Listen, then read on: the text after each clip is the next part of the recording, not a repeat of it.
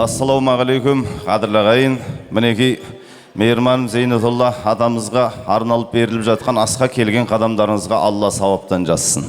Адамзат бүгін адам, ертең топырақ, бүгінгі өмір жалтырап алдар бірақ, ертең өзің қайдасың білемісің, өлмек үшін туғансың, ойлан шырақ дейді кешегі Абай атамыз. Өмірдің басы бала, ортасы адам, қартайып шау тартқан соң кетті шамаң.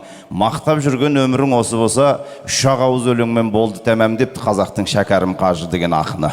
Ендеше мінекей әкеміздің өмірден озғанына да табаны күректей 20 жыл өткен екен. Осы біздің қазақ секілді ата-бабасын 20 жылдан кейін еске алмақ түгілі 7-сі мен 40-ын бермейтіндей елдер қаншама. Өлісін азалаған, тірісін бағалаған қазақпыз ғой. Сол әкеміздің артынан Құран бағыштай қайыр ықсан жасайық деп осы ағайын туысқанның басын қосып отырмыз. Күндердің сұлтаны жұма болса, түндердің сұлтаны қадір түні, айлардың сұлтаны Рамазан айы болса, сөздердің сұлтаны Аллах Тағаланың кәләмі. Сондан да осы әкелеріміздің, аналарымыздың рухына Құран бағыштап, Аманолла әкеміз қазір Құран аяттарынан оқыса, алдыменен Наурыз атамыз осы дастарханға бата жасасын. Адал жар, асыл әке, ардақты азамат, еңбегіменен елге танылған Зейнетолла Мейірмановқа беріліп отырған ас оқылған Құран қабыл болсын. Иә, Зейнетолла өзінің еңбегімен елге танылды. Сондықтан бүгінгі келген ағайындардың тілектері пәниға өзіңді жетпісті, дәуренді жігерлендіріп, жақсылыққа жол ашсын. Тірлік берсін балаларыңа сәнді қып, өмір берсін мәнді қып. Бұдан былайғы балаларыңмен, немерелеріңмен бірге өткізген әр күнің жақсылықпен жалғасын. Мына асқа қатысып отырған ағайындар сол жақсылықты көруге нәсіп етсін. Аумин. Ал енді өмірден өткен адамның артынан баратыны сол бағышталған Құран, ізгі ұрпақтың дұғасы Құран аяттарынан Аманоллаға. أعوذ بالله من الشيطان الرجيم بسم الله الرحمن الرحيم تبارك الذي بيده الملك وهو على كل شيء قدير الذي خلق الموت والحياة ليبلوكم أيكم أحسن عملا وهو العزيز الغفور الذي خلق سبع سماوات طباقا ما ترى في خلق الرحمن من تفاوت فارجع البصر هل ترى من فطور ثم ارجع البصر كرتين ينقلب إليك البصر خاسئا وهو غصير ولقد زينا السماء الدنيا بما صبيق وجعلناها رجوما للشياطين واعتدنا لهم عذاب صغير وللذين كفروا بالرب مذاب جهنم وبئس المصير صدق الله العظيم الله أكبر الله أكبر لا إله إلا الله والله أكبر الله أكبر ولله الحمد سبحان ربك رب العزة عما يصفون وسلام على المرسلين والحمد لله رب العالمين بسم الله الرحمن الرحيم барлық мадақ, бүкіл әлемнің егесі, бүкіл жаратылыстардың егесі, бүкіл nimetтердің егесі бір Алла Тағалаға тән. Бүкіл салауаттар әлемнің мәңгі мақтанышы, ғаламның рахман рух, бүкіл адамзаттың сүйіктісі пайғамбарымыз Мұхаммад Мұстафа саллаллаху алейхи уассаламның мұбаракына, пайғамбар отбасы Мұхаммад алейхиссаламның ұлдары Абдулла, Қасым, Ибрагимді шапағат етуін, Мұхаммад алейхиссаламның қыздары Зайнап, Урқия, Үмігүлсім, Фатима, Мұхаммад алейхиссаламның жарлары Бибі Ғадиша, Бибі Айша, Хапса, Саидалықтарына, Мұхаммад алейхиссалам бауыры Абу Талиб Азрат Али, жиендері Азрат Али балдары Қасан, Құсайын, Мұхаммед қанапетін тұраған сол әулеттің тікелер бақтары Жағыпар, Зинел Ғабиден, Әбджелел баб, Әбдіррахман баб, Исқақ баб, Арыстан баб, Құлғожоң Мостауи, Мәді Мұхаммед, Қожа Жахан, Қылыш Ғабдыррахман, Пірзада Баг Мұхаммед, бабаларын таған бүкілер уақыттарға қоссаң Құран қатым егесі, олы бабалары, арғын сүйіндік атамыздың тікелер бағы,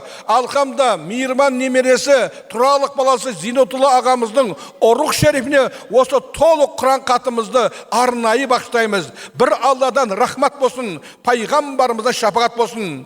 Толық Құран қатымыздың асымыздың қабыл болын. Бір Алла өзінен ғана сұраймыз. Берахматика я архам рахмин. Аллаху акбар. Бисмиллахир-рахманир-рахим.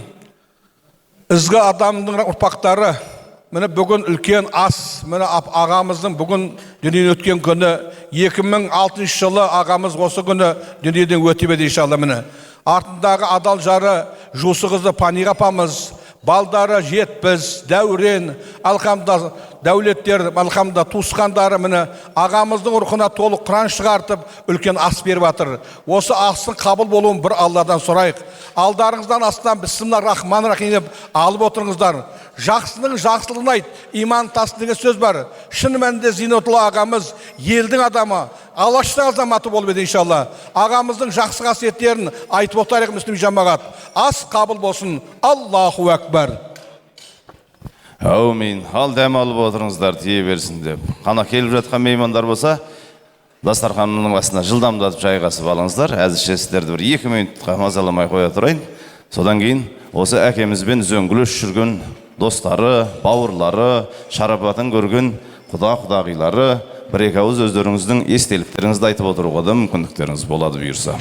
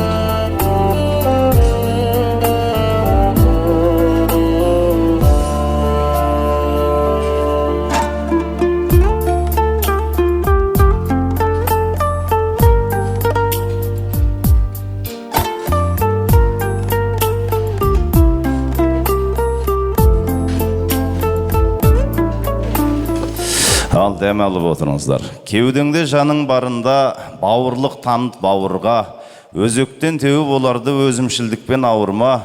Фәниден барлық пенде төр, мен де өтем, сен де ол да өтер. Бұл өмір қамшы сабындай, сыйласа алмасақ, сол бекер. Бақида барлық бабамыз сол жаққа біз де барамыз, суық жер қойнын алғанша суымасыншы арамыз депті. Біз сол көңілімізді де суытпаған, өмірден өткендерге де көңілімізді суытпаған ел екенімізді дәлелдеп, мінекей сол кісілерді еске алып, қайырықсан аш жасап отырмыз. Заманында Хазіреті Әли екі қойдың аяғын байлап қойып, сояйын деп жатса, бір кісі сұрапты, не істейін деп жатсыз деп. Қой екеуі ғой, енді содан сұрап жатыр. Сөйтсе құрбан шалайын деп жатым. Біреуі өзімнің атымнан, біреуі пайғамбарымыз саллаллаху ассаламның атынан. Мен өмірден өткеннен кейін менің атымнан да құрбан шалып тұр деп маған өсиет қылып ет деген екен. Сол сияқты өмірден өткен кісілердің атынан осындай жақсылық жасап тұру, ол кісілерге сауабы жетеді деп біз үміттенеміз. Қандай да бір адамның артынан үш кісі, үш мұсылман адам жақсы кісі деп куәлік беретін болса, ол кісіге жәннат уәжіп болады деген екен пайғамбарымыз саллаллаху алейхи уассаламның хадисінде. Сондан да осы әкеміздің қасында бірге жүрген өзінің бауырлары, достары, құда-құдағилары келіп отыр. Естелік айтып, сол кісінің жақсылықтарын бір жаңғыртып отырсаңыздар, ешқандай да артықтығы жоқ. Ғалиолла атамыз, Наурыз атамыз, Әмір ағамыз бенен Тұрарбек аталарымыз осы әкеміз хақында аз кем естелік айтып, бір-екі ауыз өздеріңіздің ықыластарыңызды білдіріп отырсаңыздар, сіздерге мінекей жақынырақ келіп микрофон берейін. Құрметті жиналған қауым, дәл осы бүгін бірінші тамыз күні Секең о дүниелік болды. Одан берімді 20 жыл өтті. 20 жылда көп өзгерістер болды. 20 жылдың ішінде соңғы жаңағы немересі Зайд мінекей 19-ға келді. Қалған балдар бір ер жетіп үйлі баранды болды. Балалар үйленіп, құдалы жекжатты болдық, өрісіміз кеңейді. Мұна шаңырағын, мұна Пәкең жеңгеміз жақсы ұстап отыр, балалар бар ер жетті, қызметтері болды. Сондай бір өкінішті жағдайлар болған жоқ арамызда 20 жылдың ішінде. Басы жақсы тұрғызылды. Әрқашан Құран оқылып, артынан Құран барып тұрды. Ағамыз жөнінде көп пікірлер айтылды. Халықтың арасында сыйлық құрмет екенін біз қайтыс болғаннан кейін тіпті біле түстік.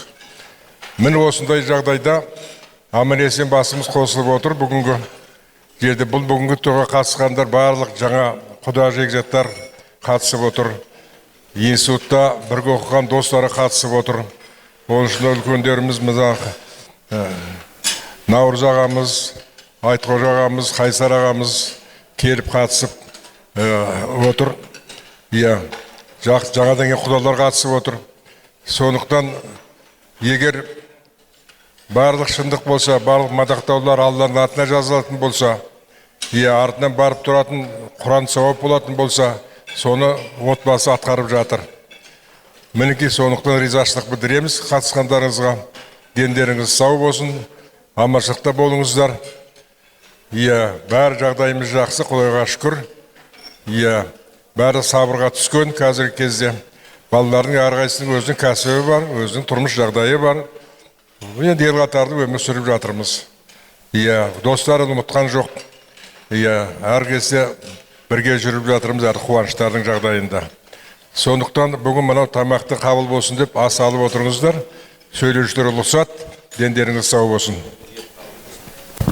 Әумин, ниет қабыл болсын. Өлді деуге бола ма, айтыңдаршы, өлмейтұғын артында сөз қалдырған деп кешегі Абай айтқандай, жолбарыстың өзі өлсе де тісі қалады, жақсының өзі өлсе де ісі қалады дейді біздің қазақта. Артында қаншама ізгі ұрпақ қалдырды, елге қаншама игі істер атқарды. Сондықтан да сол әкелеріміздің артынан неге бір-екі ауыз сөз айтып жатырмыз.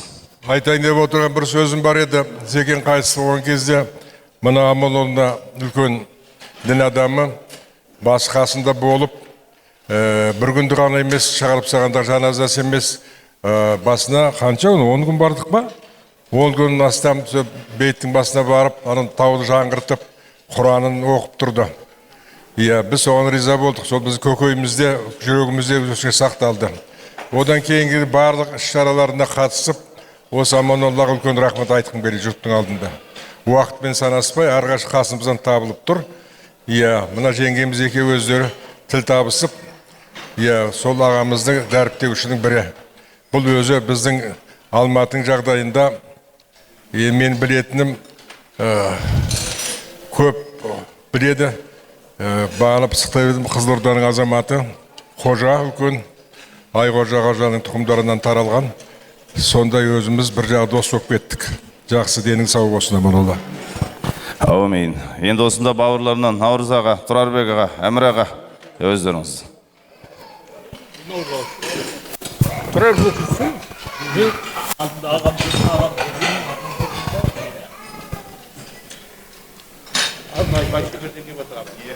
Құрметті ағайындар, құда жекжаттар, бауырлар, міне бүгін үлкен шаңырақтың астында, Ақ-дастарханның басында біз Зекеңнің құдайлығында бас қосып жатырмыз. Ол кісінің қандай екендігі осы жиналған халықтың өзі айтып отыр ғой. Ниеті қандай екенін, өзінің жақсылығын ағайын туысқанына, бауырларына, достарына деген ниетінің қандай екені осыдан ақ белгілі. Міне, мен өзім ол кісіні өмірден өткенше жезде деп жанында жүрген адам емеспін, бірақ та алыста жүрсек те біз қатты сыйластық. Пәниға менің әпкем, әкелеріміз бірге туады. Өмірден ешкім жақсы адамын қасына қалдырмай ұстап жүрмейді ғой. Әркім о дүниеге жақсы адам керек екен. Зекеңді міне бүгін бірге өскен достар отыр осы жерде. Ол кісіде бар болса өсі күні жүретін еді ғой ортада. Ал енді Алла сүйіктісін алады ғой. Енді артында қалған жолдасы, балалары, немерелері міне үлкен дастархан жайып еске алып отыр. Жақсының жақсылығын айт дейді ғой. Осындай дастарханда ол кісінің қандай екенін бірге өсіп, бірге жүрген, бірге қызмет жасаған достары жақсы айтады өздері.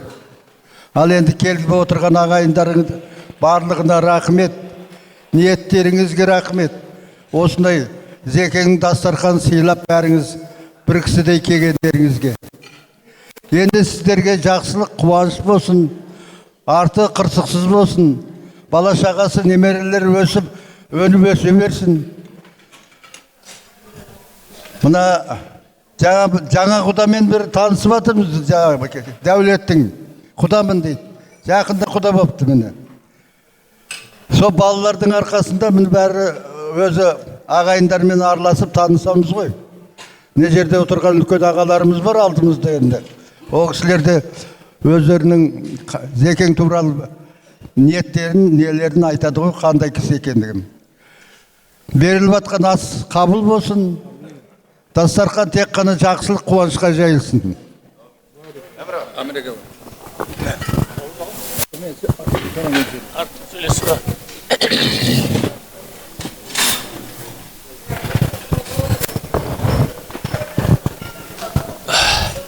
Армысыздар ағайын, Алаштың ардақты азаматы, мынау 5 күн дүниеде ғибратты ғұмыр кешкен Зейнетолла ағамыздың 20 жылдық өмірден өткеніне орай асын ұйымдастырып отырған отбасына, аяулы жары, өмірлік серігі, Пәниға көкеме, Алтын Асықтай балаларына, туған туыстарына ең алдымен ризашылық білдіреміз. Бүкіл әлемде өмірден өткен адамдарын арулап көміп, әруағын, рухын ғұмыр бойы ардақтап құрметтеп өтетін ешқандай халық жоқ. Соның бір бүгін тағы да куәсі болып отырмыз. Мұқағали Мақатаев деген әулие ақын былай дейді: уақытты тоқтататын шамаң бар ма? Бәрі өтеді, дәуірлер замандарда. Менің жаным ашиды мұны өмірді, өтпейтіндей көретін адамдарға дейді. Бәрі өтеді ағайын, өмірді өтеді. Дүркіреген қызметің де қалады, асқан байлығың да өтеді. Қалатыны өмірде жарқыраған ізің, өскелең ұрпағың, адами қадір қасиеттерің. Міне осы тұрғыдан келгенде Зейнетолла жездеміз 4 құбыласы түгел боп өмірден өтті.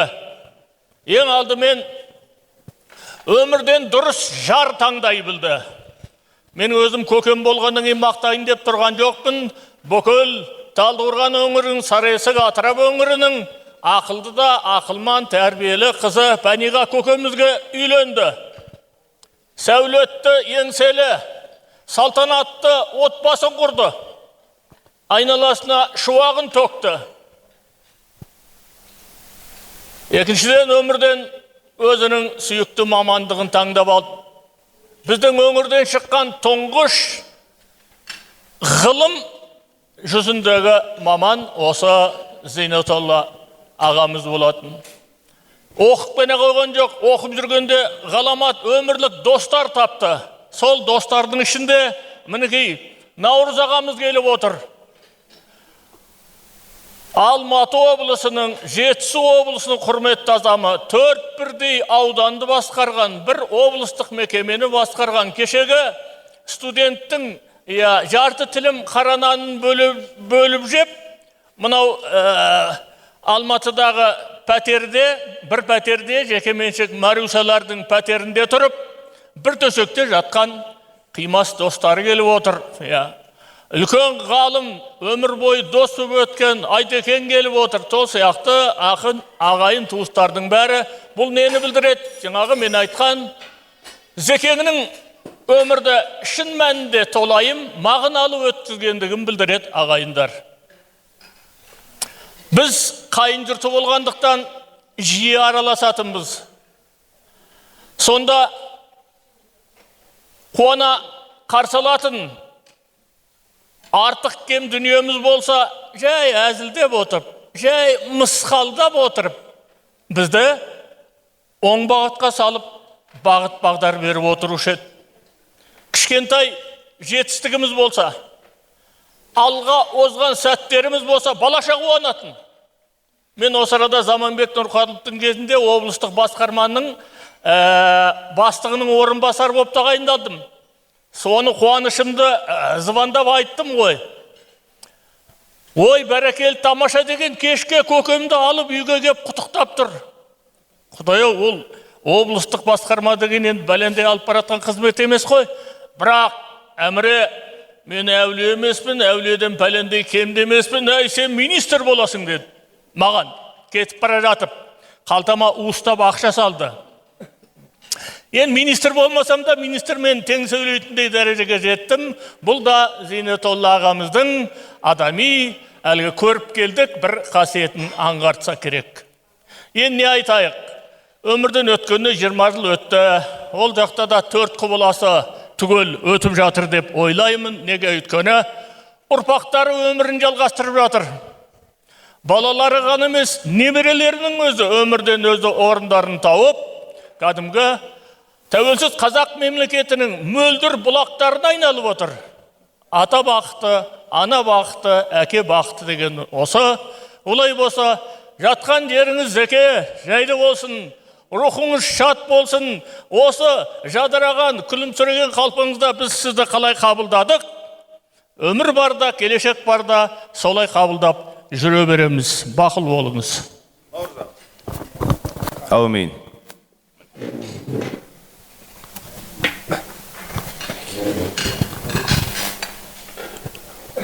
Құрметті ағайын, біріншіден ас қабыл болсын, оқылған Құран қабыл болсын.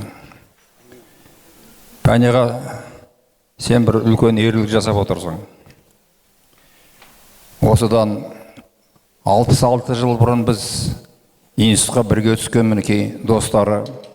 Одан мінекей институт бітіріп 61 жыл әрқайсымыз әр жаққа жұмысқа бардық. Мен бір жылдан кейін комсомол қызметіне ауысып ауданда. Соныменен Қоржынкөлге бардым. Зейнетулла айтты: "Нәуке, мен бір керемет сұлу қызға ғашық болдым. Еліктің лағындай ойнақтап жүр. Осы Қоржынкөлдің бір жігіттеріне ілесіп кетпес үшін не істеуім керек?" Ол кезде біз Зейнетулланы Қаратал өңірі емес, Саяқтың жігіті деп танимыз. Сонда не, Саяққа алып кетесің бе? Жоқ, егер үйленсем, Саяққа емес, осы Қоржынкөлде қаламын деп. Жарайды, мен аудандық комсомол комитетінің бірінші хатшысымын. Пәнеғамен танысып, осылай Зейнетулланың сенде көңілі бар екен, өзің олай. Менің де көңілім жаман емес, ұнатам, бірақ енді қалай тұрмысқа шығамын деп. Ол кезде мен айттым: "Онда мен барып ағаңа құда түсейін, Зейнетулланы қалың мал төледі деп қазақша сөзге ілеспейтіндей жаңаша той жасайық" деп. Мен барып, ағасының үйіне барып, құда түсіп, Пәнеғаның көңілі бар, Зейнетулла ғашық, енді сіздер қарсы болмасаңыздар деп. Ол кезде комсомол мен партияға қарсы шығатын адамдар аз. Сонымен менің ұсынысымды қабылдап, Пәнеғаны бермекші болып, одан клубта комсомол тойын жасамақшы болған кірістік. Бірақ кейін Мейірмановтар әулетінің үлкені Төленді Ақсақал: "Наурызға рахмет, біздің ұлымыз бен қызымызды таныстырғанына. Комсомолдың құда түскенін біз қабылдамаймыз. Өзіміз ата жолымызды сақтап, барып құда түсіп, құдалардың алдынан өтіп, барлық заңменен қосамыз" деп. Сөйтіп, сол үлкен ақсақалдың сөзі менің ұсынысымды жоққа шығарып, Пәнеғаның ағаларының алдынан өтіп, құдалық жолыменен өтіп, бірақ той бәрібір клубта болды, жақсы болды. Мінекей, содан бері мінекей қанша жыл болды? 58 жыл болды ма? 58 жыл болды. Мінекей осындай 70 дәурен, дәулет сынды ұлдар сүйді. Елдің келіні болды. Қазір қазақтың дәстүрі жаңарып жатқанда келіннің өмірдегі орны жоғары бағаланатын жағдайға жеттік. Міне сол жағдайдың кепілдігі біреу, сол Мейірмановтардың келіні, Әміре айтқан Жетісудың ару қызы, сұлу қызы, ақылды қызы, осындай елдің сүйіспеншілігіне айналып, бүгін мінекей 20 жылдан кейін, өмірден өткеннен кейін, сол ұлттық дәстүрімізді сақтап, ұлттық дәстүрімізді жаңғыртып, достарын, ағайын, туғандарын басын қосып, ас беріп отырғаны, бұл білгеннің ісі, бұл өнегелі келіннің ісі, бұл абзал ананың ісі, бұл ел құрметіне бөленген арудың соңғы шарасы. Сондықтан қабыл болсын. Мен жаңа тіпті мына Айтқожа менің қайсар білмейтін, өзіңе қалай ғашық болып, комсомолдық біздің шарамызды жоққа шығарып, Төленді Ақсақалдың ұлттық дәстүрменен сақтап, соның арқасы мінекей өнегелі әулет, өнегелі семья болдыңыздар. Сондықтан жаңа батамда айтқандай, балаларыңа, өзіңе өмір берсін, тірлік берсін сәнді қып, өмір берсін мәнді қып. Солармен бірге өткізген өмірің жақсылықпен жалғассын. Уақыт болса, шамамыз келсе әлі, біз сондай жақсылықтың әлі талай куәгері болайық. Әумин. Адамзаттың ұрпағына қалдыратын ең үлкен байлығы ол жақсы тәлім тәрбиесі демей ма? Мінекей әкеміз еңбегіменен қанша елге шарапат тиген, артына ізгі ұрпақ қалдырған екенін байқап көріп отырсыздар. 20 жыл түгілі 100 жыл өтсе де есінен шығармайтын ұрпақтарының бар екенін көріп, көңіл тойып көз қуанып отыр. Үлкен ас дайын тұр екен, жігіттер, әкеліңіздер. Осы үлкен асқа Тұрарбек әкеміз ықылас жасасын деп отыр. Осы үлкендердің дастарханынан бір бата болсын. Әумин деп қол жайып білек көтерсек, жігіттеріміз мінекей, әкеліңіздер үлкендердің дастарханына. Ба мұсылман жамағат. Оң жолына бастасын, бір жарылқап тастасын. Мал иесі Мұхаммед, жан иесі Хазірет, ниет тілесе тілеуін әзірет. Бүгінгі беріп атқан құдайлығын Алла тағала қабыл ет. Өлгенге иман, тірге береке берсін. Артында қалған ұрын-бұтақ бала шаға саман болып, ақ дастархан жақсылық қуанышқа жайыла берсін. Аллаху акбар. Әумин, әумин. Ниет қабыл болсын. Ал, дәм алып отырыңыздар. Жаңа ағаларымыз оқып жатқандай Мұқағалидың өзі керемет өлеңі бар ғой. Пай-пай өмір өтесің ау бір күні, тиясың ау қуанышты күлкіні. Өмір деген бір жарқ еткен найзағай, өмір деген көк аспанның көркіні. Болмағандай, жүрмегендей сенде біз кетеміз ау, әй кетеміз, пендеміз.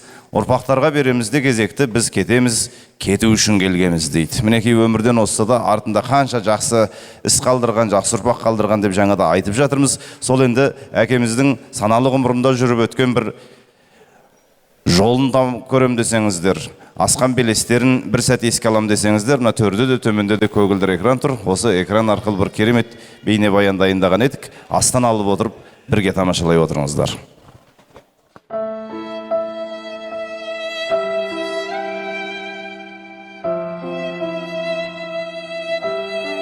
Абзал әке қамқор ата.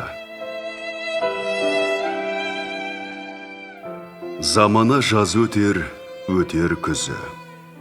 Қуанышта табылар, қалар сызы. Уақыт емші десек те асыл әке, ескі аларымыз сағына талай сізді. Бүгін біз әулетіміздің тірегі, асқар таудай пана, алып бәйтеректей әулетіне сая болған ардақты әкеміз Абзал азамат Зейнетолла Тұралықұлының жарқын бейнесін еске алып, рухына тағзым ету үшін жиналып отырмыз. Отағасының, әкеміздің бақилық болғанына да 20 жылдың жүзі болыпты. Уақыт зымырап өткенімен оның салиқалы, сабырлы бейнесі әркез көз алдымызда. Ал өнегелі ісі шапағатын көрген әр жанның санасында жаңғырып тұр.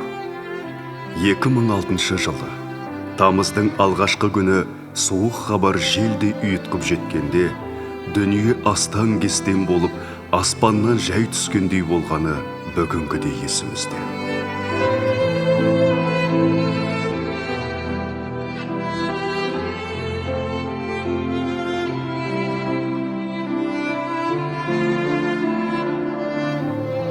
Әкеміз Зейнетолла 1944 жылы 15 қаңтарда Қаратал өзенінің Балқаш көліне құяр сағасында Фрунзе колхозында дүниеге келді. Оның балалық және жастық шақтары Балқаш көлінің арғы бергі қабағында өтті. Балғын шағы еркелікке, мейірім мен бақытқа толы болды. Жаз болса, Балқаш көлінің арғы беті Асанбайдағы үйіне барып, әкесі Тұралықтың, шешесі Күлнәзімнің төрінде аунап-қунап мауқын басатын. Ағайын туыс түгел оны Түрекеңнің баласы деп ерекше жақсы көріп, бетінен қақпады. Тәуір киініп, боз бала шағын өткізді. Серілік құрып, жігіттік дәуренін кешті. Оның өмір жолы көпке үлгі етерлік даңғыл іспетті. Мектепті үздік бітіріп, одан жоғарғы оқу орнына түсті.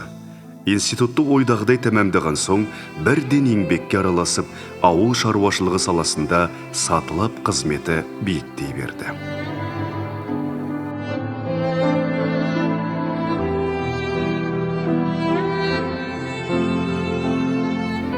Ақмола облысында біраз жыл зоотехник, ал қалған уақытта Алматы облысының Қаратал, Ескелді, Іле, Талғар аудандарына қарасты шаруашылықтарда бас зоотехник болып абыройлы қызмет атқарды.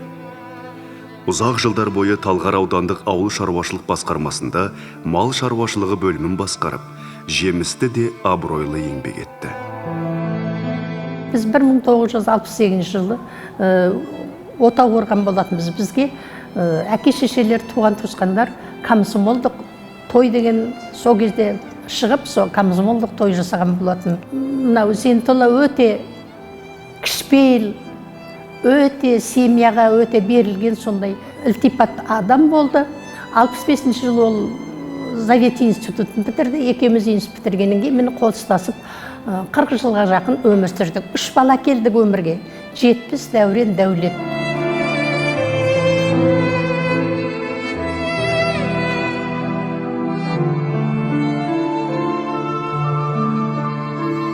Әкеміз өз ісіне адал, отбасына қамқор, ағайынға сыйлы, кәсіби маман ретінде танылды. Сол қасиеттерінің арқасында көпшілікті іске жұмылдыра ұйыта білді.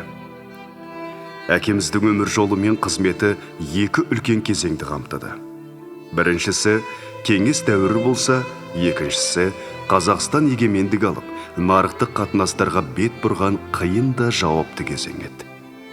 Осы өтпелі шақта ол өзінің іскерлігін, біліктілігін және нарық заңдарын жедел меңгере алатын көрегендігін толық дәлелдеді.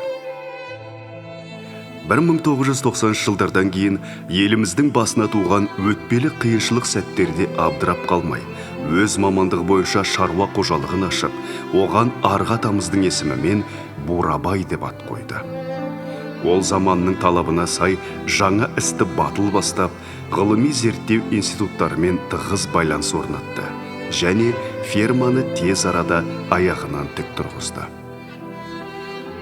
Кеңестік совхоздар мен колхоздар тарап, жеке меншікке өту үдерісі қалыпқа түспей жатқан заманда, әкеміз ұйымдастырған қожалық көшін бұзбай басқаларға үлгі болды. Оның бұл еңбегі елеусіз қалған жоқ. Радио, теледидар мен баспасөз құралдары әкеміз бастаған істі елге үлгі етіп жариялап жатты. Оның шаруашылықтың қыр-сырын саралаған бейнесі теледидардың бейне қорында бүгінге дейін сақталып тұр. Бұл кісі жеке шаруашылық қожалығын ашты. Мына 7 километрде дейміз, үйіміздің жоғары жағынан шаруашылықты өте жақсы жүргізіп тұрды. Ол кісі кеткеннен кейін 10 шақты жыл ол шаруашылықты мен басқардым, жұмысымды тастап. Содан кейін жасыл ұлғайғаннан кейін балаларым мені қалаға үй алып беріп, қалаға көшірді. Осындай бай тәжірибесі мен біліктілігінің арқасында аз уақытта республикаға аты белгілі азаматқа айналып үлгерді. Әкеміздің осындай үлкен жетістіктерге жетуіне, ел сыйлаған азамат болуына оның шаңырағының құты, тірегі болған асыл жары Паниға анамыздың қосқан үлесі орасан зор. Олар бірге қызықты да мағыналы ғұмыр кешіп, қиындықты да, қуанышты да тең бөлісті. Анамыз үйдегі берекені сақтап, азаматының әрдайым сенімді серігі әрі қолдаушысы бола білді.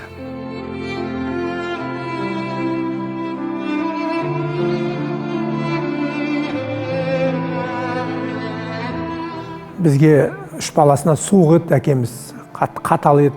Сол қаталдың арқасында бізде көп затты пісіп, көп затты өттік, басымыздан өтті, рахмет айтамыз әкемізге. Бірақ та ата ретінде ондай атаны көрген жоқпыз. Қандай бізге бермеген ыстықтың барлығын немерелеріне берді. Атам ешқашан мен атыммен атап көрмеген.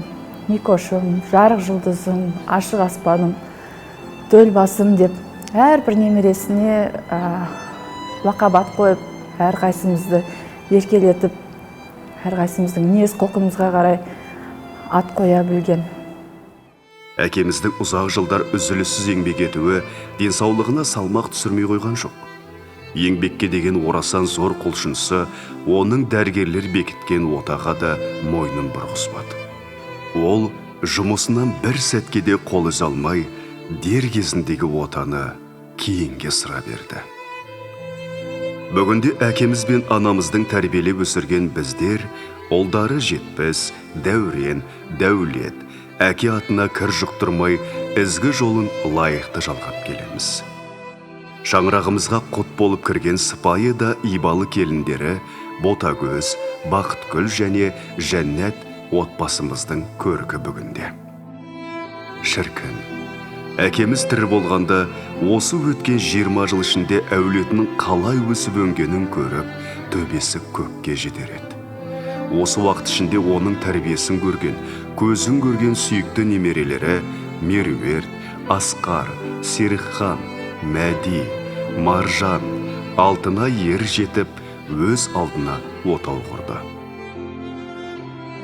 Шаңырағымызға Еркінбек, Жандос, Дастан есімді айбынды, сыйлы күйеу балалар қосылып, әулеттің босағасын бекітті. Ал үйімізге ақ босаған аттап, үлгілі келін болған Ырысжан, Камила, Самира есімді алтын тәжді келіндеріміз әкеміздің шаңырағының түтінін түзу ұшырып отыр. Папам өте ақ көңіл адам еді ғой. Мені еш уақытта бота, атымен атаған емес. Боташкам, ботам, жаным, көңім деп сөйтіп, еркелетіп сөйлеуші еді. Келінге өте мейірімді болды. Бізді әрқайсымызды келіндей емес, қызындай көріп, қамқорлығын аямады. Папа частенько нам говорил: балаларым, мамаларың сендерді өсіру үшін сиыр да сауды, шошқа да бақты, жуа да салды. И просил нас не забывать об этом. О том, как папа любил своих внуков, можно говорить бесконечно. Очень жаль, что папа не увидел успехи своих детей и внуков. Өкінішке қарай, әкеміз өмірден өткеннен кейін дүниеге келген кенже немерелері Заид пен Аружанға Асқар таудай аталарын көру бақыты бұйырмады. Есесіне жан әке, олардың жадында біздің лебізіміз арқылы дарыған ыстық та асыл естеліктер орнықты. Сіздің өміріңіздің жалғасы, әулеттің, еліміздің болашағы, немерелер және шөберелерің Арон, Ыдырыс, Даяна, София, жиен шөберелерің Ердос, Мәриям, Аятолла, Мұхаммед, Мейірім, үлкен аталары сізді үлгі тұтып өсері сөзсіз. Сіздің мағыналы да тәлімді өмір жолыңыз, әулет үшін, еліңіз үшін атқарған қызметіңіз темір қазық болып биіктен жарқырап, оларға бағыт нұсқап тұрары анық. Олар аталарының жылы алақанын сезіне алмаса да, кең құшағын паналап, қанатының астында есеймесе де, ертеңгі күні текті атаның ұрпағы екенін мақтан етеріне күмән жоқ. Өйткені сіз лайықты ғұмыр кештіңіз. Бұлар сондай атпал жан, ардақты аталарының өшпес ізі, үзілмейтін тамыры. Бала кезіміздің ең бақытты күндері атамның арқасында өтті десек те қателеспеспін. Менің атам өте балажан, өте мейірімді, бәрінің көңіліне қарайтын, жүрегі өте кең адам еді. Аташка для меня всегда был, остается и будет примером для подражания. Асыл әкеміз өмірден өткенмен, соңында үлгілі жолы және үлкен берекелі әулет қалды. Оның асыл есімі жарының, бала-шағасының, немере шөберелерінің, бүкіл ағайынның жүрегінде және өз ісіне адал, кәсіби маман, абзал азамат ретінде көпшіліктің көкейінде мәңгі сақталады. Кезінде осы өзінің қалдырып кеткен өсиеті болатын, осы бір ауылға мешіт салсам деп, сол мына үлкен ғимарат мешітінде отырмыз. Әкемізге арнап салған аманатын жерге түсірмей, үш баласы 2007-те бастап 2008-де ноябрьде бітірген мына мешітіміз. Әкеміздің атын беріп, мына үлкен мешіт ауылдағы. Әбсаттар Неріпсалы марқұм қажыны ертік беріп мөптейді. Сол кісіге осы мешітті біз аштырттық. Сосын о кісіден біз атын сұрадық. Бәріміз атын сұрап едік, атын берді. Содан бастап, мінекей 8 жылдан бастап бұл мешіт Зентол ата мешіті болып аталынып кетті. 20 жыл. 20 сағат 20 емес. Зекем-ау, сенсіз өттім қанша белес. ұмыту мүмкін емес нар толғы едің. Күлімдеп, сол бір бейнең тұрғай елес. Сіңлім жатыр, ертерек кетіп қалды. Менің бауырымның қызы. Мынау менің бауырым, ағам, үшінші ағам Амантай Жусыұлы. Ағам жатыр мына жерде мінекей. Қатар-қатар бәрі. Жерде менің міне шалым жатыр. Жатсың ба, жатқан жерің жайлы болсын, топырағың торқа болсын, шалым ау. Артыңдағы үрім бұтағың өсіп өне берсін. Жайлы жатып, менің шалым. Артыңдағы бала-шағаң үрім бұтағың өсіп өне берсін. Жатқан жерің жайлы, топырағың торқа, иманың жолдас болсын. Жолдасымызбен екеуміз отырыстарда, жиындарда өзінің айтатын сүйікті әні, құстарға айтып барады ән еді. Соның бір шумағын енді айтуға тырысайын енді. Жас өміріміз өміріні қысқартып, бара жатыр құс қайтып. Зымырайды менің бала кезімде, бір жалт етіп өте шыққан сезімде.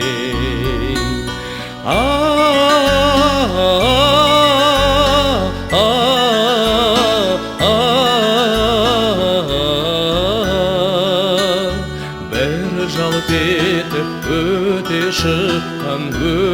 шыққан сезімде. Құстар сызылтып ән салады, сол әнімен тербетеді даланы. Ал адамдар көліп бастап өмірін, кетерінде жылайды алмай қалады.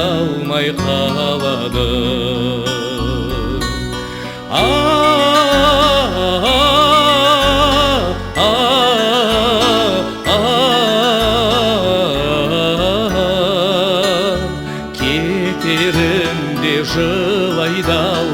жылайды алмай қалады.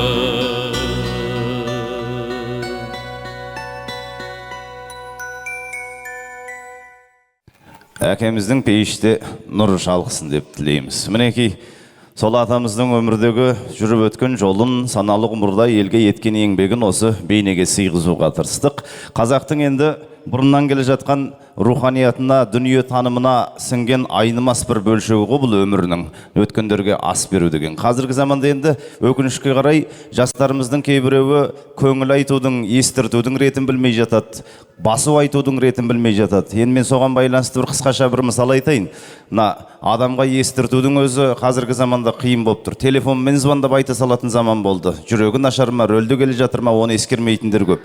Баяғыда бір кісінің жалғыз ұлы қайтыс болып, оны енді қайтып естіртеміз деп отқанда, ауылдың естияр ақсақалдары, сендер барып естіртіңдер, сендер барғанша біз де басып айтып барармыз деп бір топ жігітті жіберіпті. Ол кезде енді қазіргідей емес, қарашы үйде отырады, сол жаңағы ұлы қайтқан үйдің тұсына келіп, бір топ жігіт дауласып, дабырласып жатыр дейді. Сонда ана кісі үйден шығып, «Ей, не дауласып жатсыңдар?» десе, ортамызда бір дау болып тұр, соның шешімін таба алмай тұрмыз. Ақсақал, енді көпті көрген адамсыз ғой, шешімін өзіңіз айтыңыз дегенде, ол не дау депті.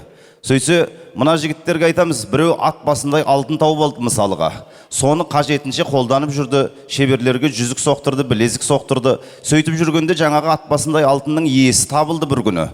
Біз айтамыз, оны иесі табылған дүниені қайтарып беру керек десек, мына жігіттердің бір тобы тапқандікі, ешкі баққандікі, оны қайтаруға болмайды деп көнбей тұр.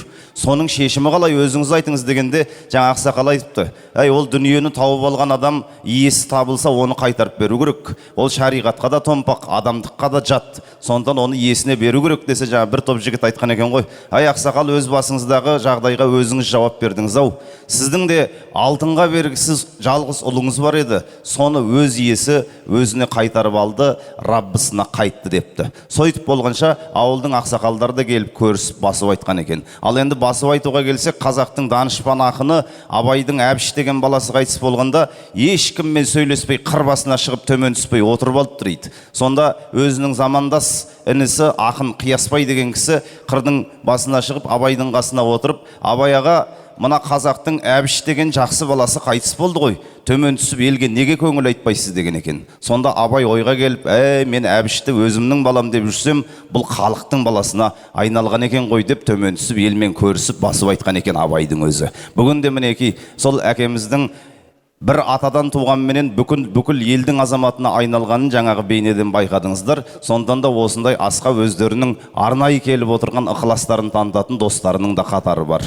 Достық деген ізгіліктің алаңы, оған куә дәуірлер мен замандар. Отанын да сатып кете алады, қиын сәтте досын сатқан адамдар дейді Мұхтар Шахан. Ендеше 20 жыл өтпек түгілі 20 күн бір-бірімен көріспей қалса, ат кекілін кесіп араласпай кететін достар болады. Құдайға шүкір, әкеміздің мінекей өмірден өтсе де әлі күнге дейін достарының бар екенін, арнайы келіп осы асымызға қатысып өздерінің дұғаларын жасайық деп келіп отырған достары бар. Ендеше осында әкемізбенен үзеңгілес қатар жүрген, бірге білім алған, қазақтың ғылым саласына аянбай еңбек етіп тер төккен Қайсар атамыз бенен Айтқожа атамыз достарының қатарынан сіздер де бір ауыз ықылас білдіріп қойсаңыздар дейміз.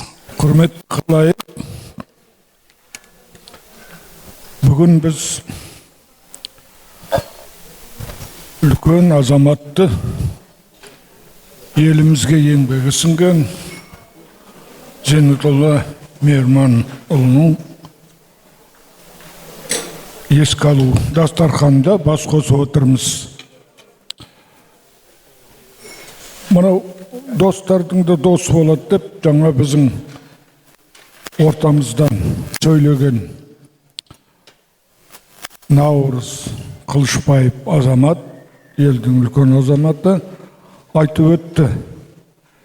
Мен өзім мамандығыма сай әрқашанда достарды мынандай екі топқа бөлем. Бірінші ол студенттік достар.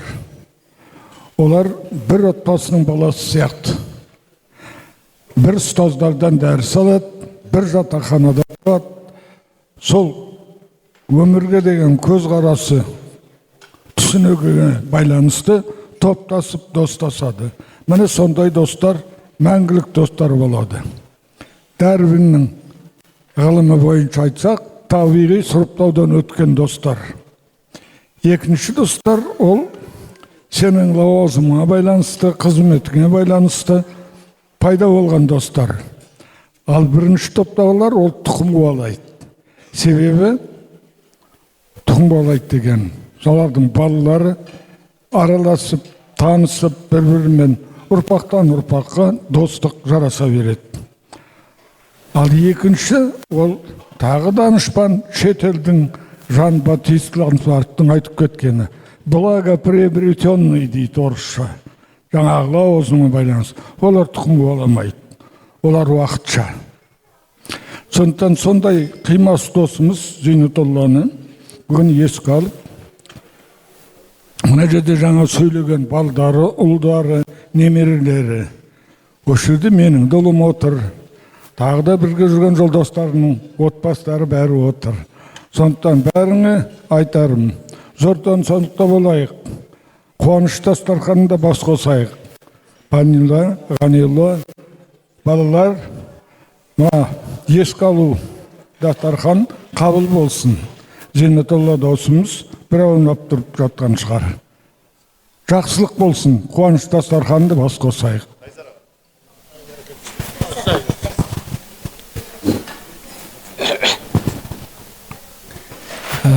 Ал қалайық бүгін енді мынау марқұм Зейнетолланың өмірден өткен 20 жыл өткен екен. Жатқан жері жайлы топырағы торқа болсын енді. Баниға.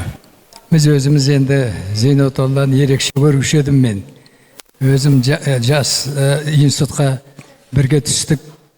сол жақтағы ең жас жігіттер сол Зейнетолла, Садық деген жігіттер болған, солармен бәріміз бірге жүруші едік институтта. Кейін институт бітіргеннен кейін Селнер облысына бардық. Онда да бірге Зейнетолламен қызмет істедік әрбір районда. Кейін управленияға келгенде де бірге істедік. Жақсы қуаныштарымыз бірге бөлісіп жүрміз ғой. Паниха. Енді мынау Зейнетолла сондай бір ерекше жан еді. Мына курстастарын ылғи өзінің сол несіне, ана шаруашылық несі бар ғой, фазентіс. Соған ылғи бас қостырып, шақырып тұратын. Басымызды қостырып тұратын. Ей, неғып келмейсіңдер деп, нешерез соның дастархандас болдық. Сондай бір көпшіл жігіт еді. Жан жағына сонда барлық достарын жинап жүретін.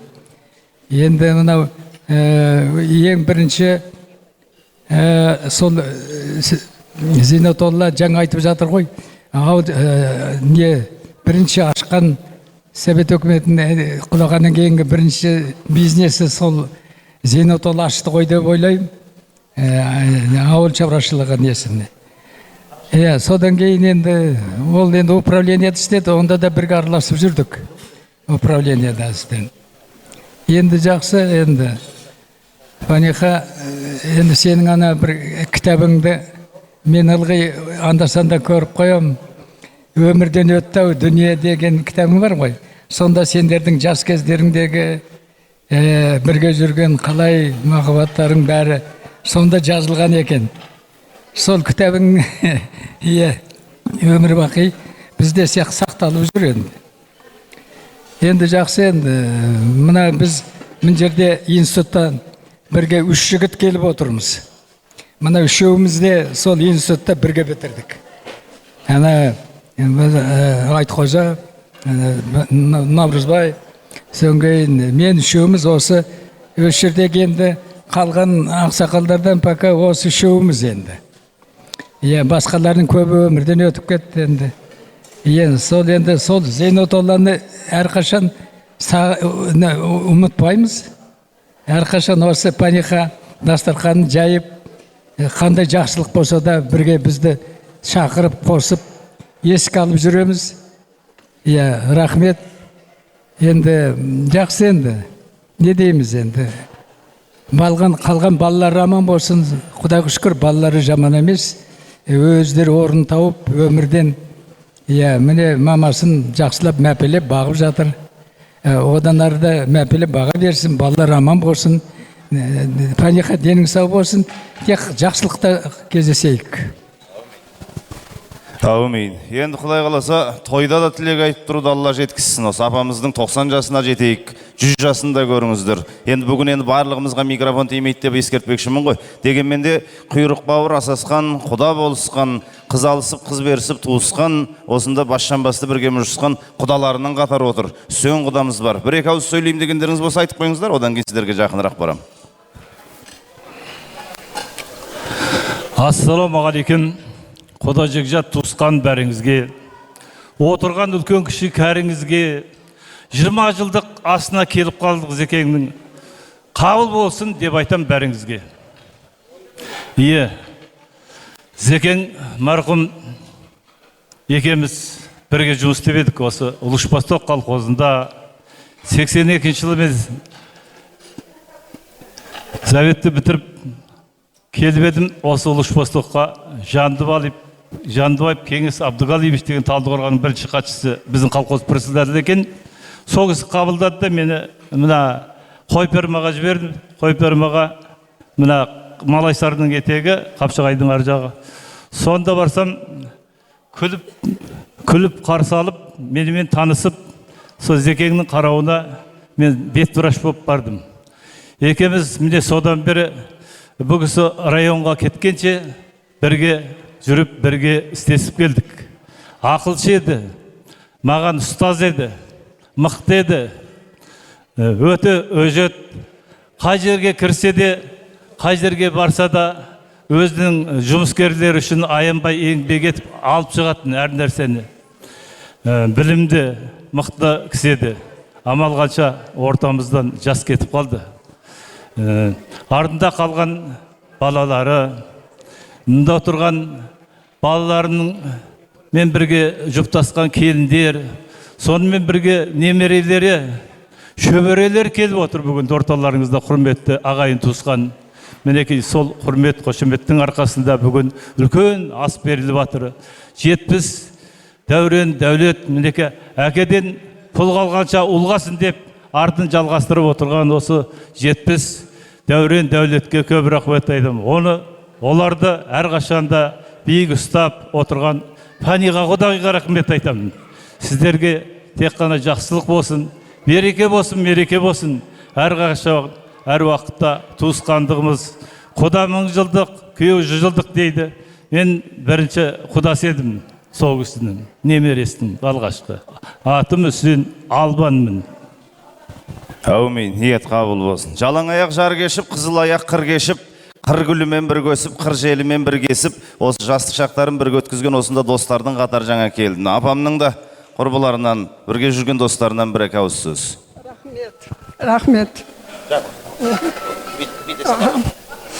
Құрметті ағайындар, осында отырған Зейнетолланың жақындары, туған туыстары, бала шағалары, немере шөберелері, келіндері, бәрлеріне осы беріп отқан Құдай тамақ, беріп отқан тамақтарын қабыл болсын деймін бәрлеріңе. Зейнетолла менен, Пәниға менен бір класс, бір мектепте оқыдық, бір ауылда өстік. Менің аға жеңгем мұғалім болған. Зекенің жолы басқаша. Біздің жолдастарымыздың арасындағы ең керемет ақ көңілді адам еді. Отырған жерінде ойын күлкі. Бізбенен деген біз осы жолдастарымыздың арасында өте қатты ойнап, қалжыңдасатын, тілі бізге жететін, қалай ойнаса да біз бәрін көтеретін жолдасымыз еді. Пәниға менен бір класста оқыдық, бір 10 класты бірге бітірдік. Пәниғаның кіндік шешесі менің шешем еді. Бірақ Зейнетоллаға жететін адам жоқ. Қай жерде жүрсе де ойын күлкі. Қай жерге барсаң елден, жұрттан, туған туыстардан, әй баламды жұмысқа орналастыршы, әй баламды ана жерге көмектесші, мына жерге көмектесші десең, Зейнетолла менен бір жерге барсаң, бала сұрап отырады, сен кімнің баласысың? Сен қай жерде жұмыс жасайсың? Сенің үйің бар ма, жұмысың бар ма деп. Ондай адам бар ма қазір? Ондай адам жоқ.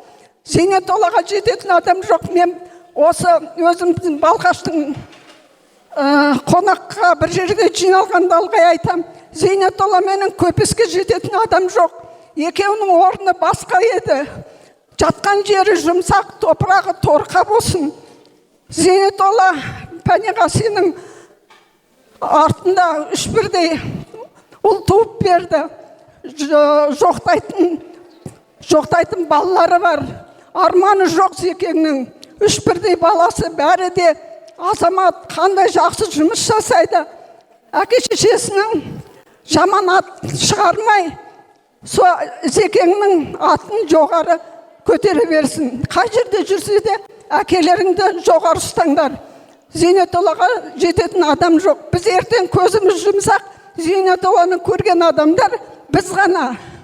Біздер жолдастарымыз, құрдастарымыз, қай жерде жүрсек те ылғи атап жүреміз. Зейнетолла менен көпеске адам жетпейді деп. Арты той болсын, жақсы болсын, үйлеріне қуаныш кетпесін. Жақсылық осы үстіл, ылғи да жақсылыққа жинала берсін. Бәрлеріңізге жақсылық тілеймін, бақыт тілеймін, қуаныш тілеймін. Әумин. Жаңа осы апаларымызды, әкелерімізді айтып жатыр ғой. Зейнетолла әкеміз өзі барған жерін базар, келген жерін керуен қылып отыратын. Апам да жаңа видеода айтып жатыр. Әдемі әнін айтып, әсерлі сөзін айтып отыратын кісі еді деп. Солған байланысты тағы бір екі ауыз естелік айтам деген кісілер болса айтып қойыңыздар. Енді той болса ғой, барлықтарыңызға микрофон беруге болар еді. Енді уақыт сәл тығыздау болғаннан кейін бірдекілі қысқаша сөздеріңізді. Құрметті ағайын, міне бүгін Алматының төрінде, кең сарайда менің қайнағам Зейнетолланың асын беріп отырмыз. Құдайлық қабыл болсын, Пәниға жеңгей. Балапандарына ұзақ ғұмыр берсін. Әрине біз Зейнетолла ағаның топырағынан сәресіктен келгенмін мен. Сол басқан топырақта туып өстік. Қалай енді бір ауыз сөз айтпасқа. Соның топырағынан келіп, соның астында бір ауыз сөз айтпауға шыдай алмадым. Сондықтан қайнағамның жатқан жері жайлы болсын, топырағы жеңіл болсын, артындағы ұрпағына қыртықсыз болсын.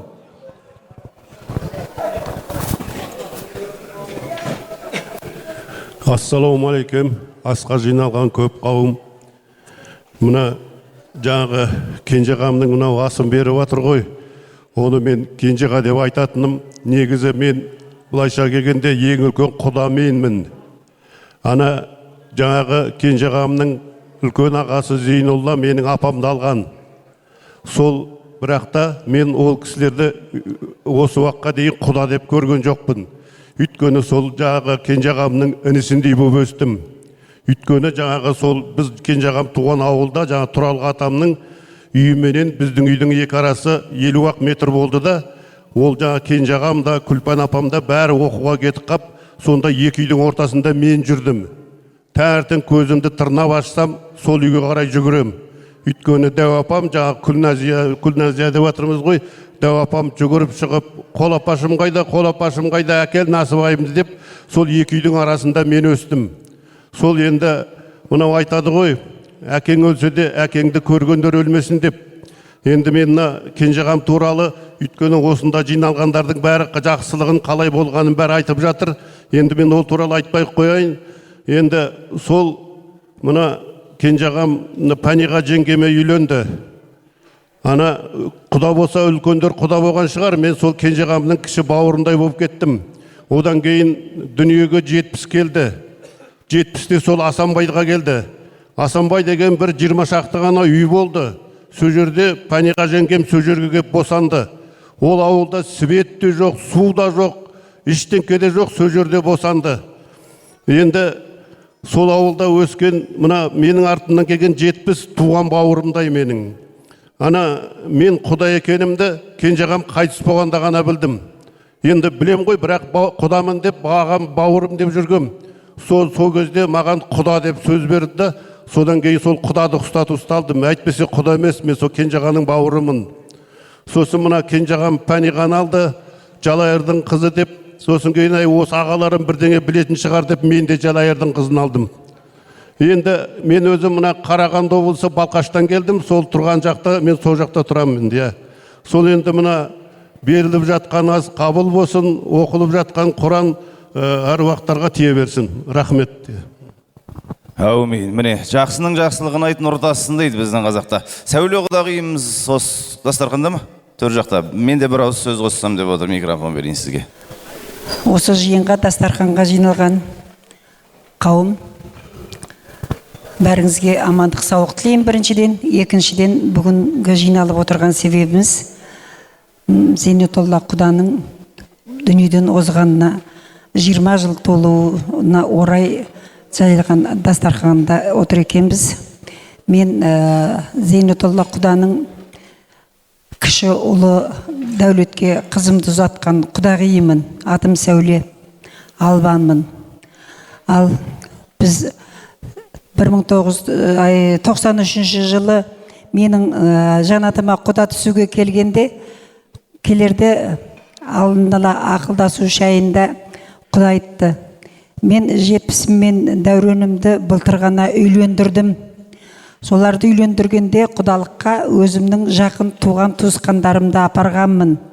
Енді бұл жолы мен құдалыққа тек өзімнің жақын достарымды алып келемін деді. Құдайға шүкір, сол жолдастарды келіп, біз о кезде құда да мен де Бесағашта тұратынбыз. Бесағашқа келіп, құда түсіп, менің жанатым осы құданың үйіне келін болып түскен еді. Менен жасы үлкен болса да, құда ешқашан мені сен деп көрген жоқ, не атымды туратап көрген жоқ. Сәулешка дейді де, содан кейін сіз деп сөйлейтін еді. Қатты құрметтеп, біз жақсы сыйласқан құда болдық. Өкінішке қарай құдамыз дүниеден ерте озып кетті. Бүгін қарап отырсам, сол құдалыққа келген құданың достарының бір қатары әлі осы дастарханға келген екен. Тіпті қасымда екі, қазір бәрі о кезде жас келіншектер енді бәрі өзім сияқты әже болған екі адам отыр. Рахмет мына құданың еске алу дастарханына келген достарына. Жаңа естелікті жақсы айттыңыздар. Құда мен танығанның махаббатының куәсі болған әңгімеңіз өте жақсы болды. Сол үшін сізге рахмет. Біршама ол әңгімеге қанық едім. Екеуінің жақсы студент кезінен бір-біріне ғашық болып, танығанның француз тіл факультетінде оқып жүрген оқуын тастатып, дереу үйленіп алған екен құдамыз. Сөйтіп ол кісі француз тілінің маманы бола алмай, бірақ кейін Каспийдің география факультетін бітіріп, көп жыл мұғалім болып, өзіміздің Бесағашта қызмет етіп, зейнеткерлікке шықты құдағиым Пәниға. Сондықтан Пәниға құдағиым, Құдайға шүкір екеміз енді құдағи болғалы қанша жыл болды. Бір-бірімізге деген сыйластығымыз Аллаға шүкір үзілген жоқ. Сондықтан мен сені әлі де құрметтеймін. Бүгінгі жайған дастарханның еңбек сенікі. Ал сондықтан мына халық та риза, бәріміз ризамыз. Немерелеріңнің, бала-шағаның қызығын көр, шөбере сүй, аман бол. Бәріңізге дастархан басындағы азаматтар, аналар, денсаулық, бақыт тілеймін. Рахмет. Сол 60-тың айналасында өмірден өтсе де Алталаштың сөзін сөйлейтіндей, мұңын жоқтайтындай азамат болған жаңа елдің аузынан естіп жатырмыз. Жалпы өзі соған қарап, адамның өмірінің ұзақ қысқалық емес маңыздылығы, соны мәнді сүргенінде ма деп те ойлайсың. Сол мағыналы өмірінен қысқаша сыр шертем деп, Елдар құдамыз бір ауыз сөз айтса, одан кейін енді қорытындылап, Аманаллаға өзіңізде Құран аяттарынан бағыштап түйіндерсіз. Рахмет.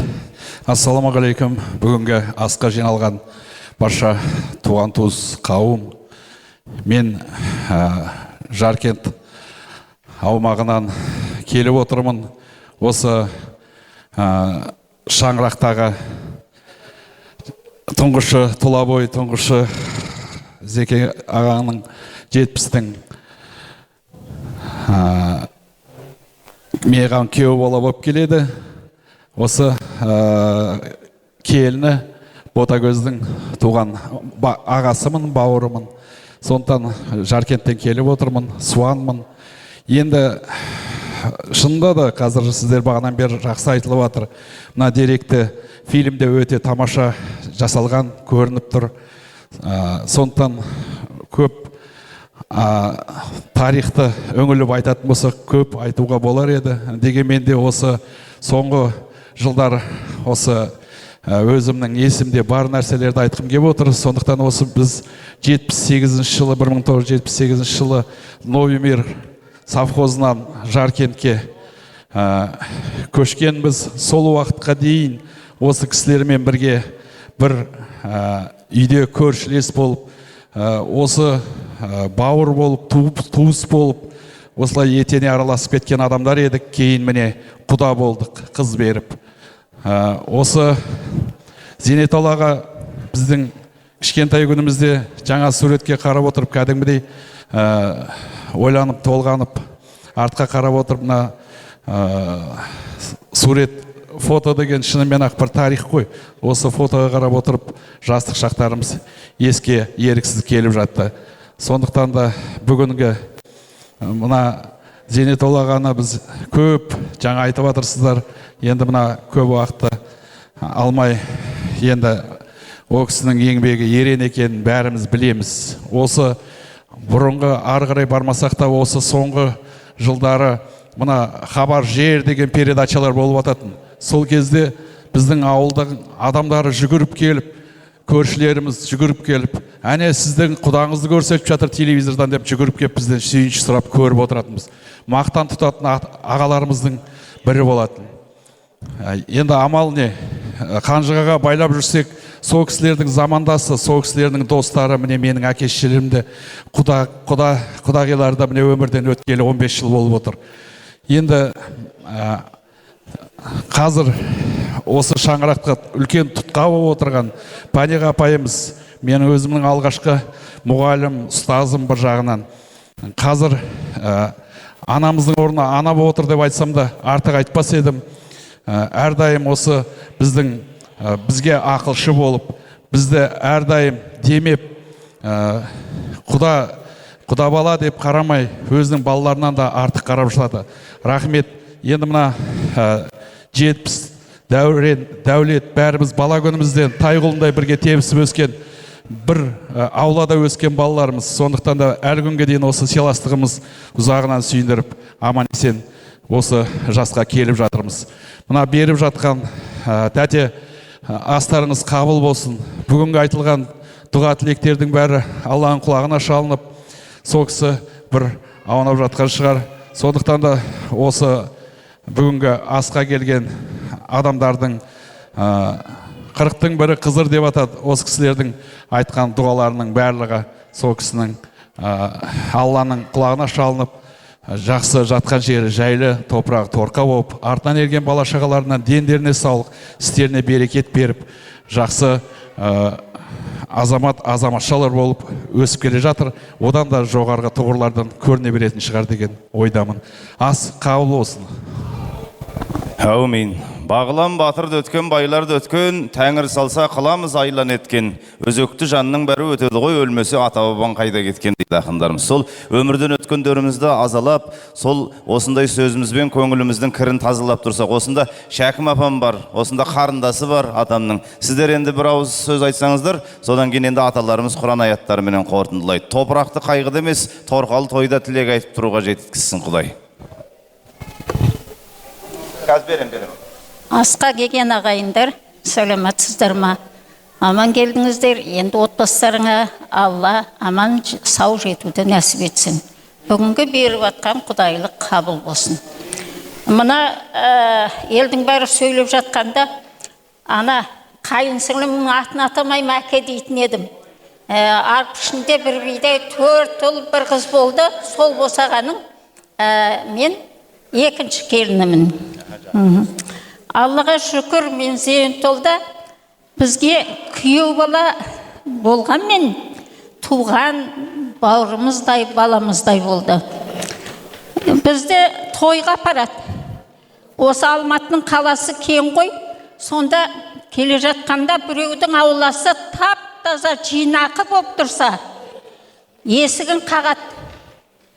Осыңыз дұрыс, осылай болыңыз. Еңбегіңіз жансын дейді, танымайтын біреуге тілекші бола біледі. Барлығымызды қолдап, қуаттап жүрді ғой.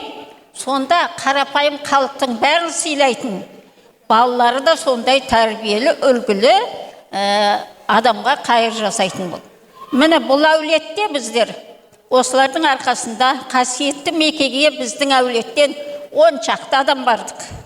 Бұл да бұл балалардың әкесінің алған үлгісінің арқасында.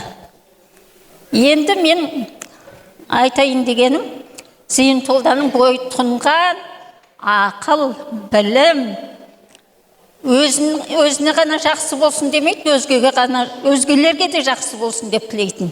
Мына достарымен сан рет дастарқандас болдым.